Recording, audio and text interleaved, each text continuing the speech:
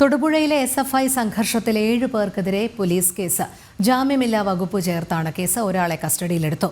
Newman college സംഘർഷത്തിൽ പ്രവർത്തകനെ police കസ്റ്റഡിയിൽ നിന്ന് പിടിച്ചുകൊണ്ടുപോയതിനും പോലീസ് കേസെടുത്തിട്ടുണ്ട്. സുബിൻ തോമസ് ചേരുന്നു. സുബിൻ, വിവരങ്ങൾ.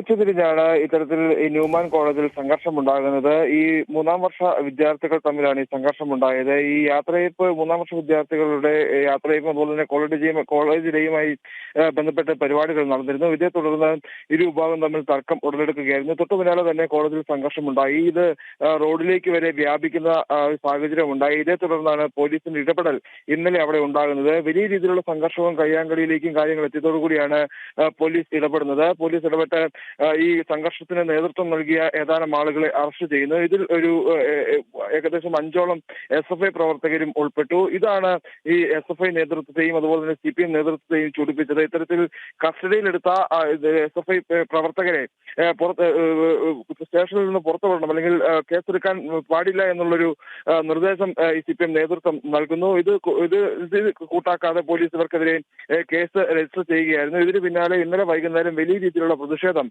CPM SFI നേതാക്കൾ പോലീസ് സ്റ്റേഷനിൽ നടത്തുകയുണ്ടായി.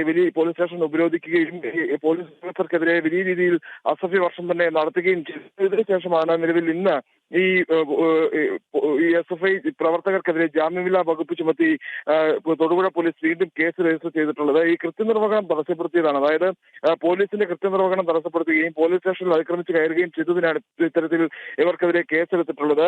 ഈ പോലീസ് സ്റ്റേഷൻ ഉപരോധത്തിൽ CPM DYFI നേതാക്കൾക്കെതിരെയും അതുപോലെ തന്നെ SFI പ്രവർത്തകർക്കെതിരെയും കേസെടുത്തിട്ടുണ്ട്. ഈ ഏരിയ കമ്മിറ്റി അംഗങ്ങൾ ഉൾപ്പെടെ 25ഓളം പേർക്കെതിരെയാണ് ഇന്നലെ നടന്ന പ്രതിഷേധവുമായി ബന്ധപ്പെട്ട് കേസെടുത്തിട്ടുള്ളത്. ശരി, സുബിൻ തോമസ് ആണ് വിവരങ്ങൾ നൽകിയത്.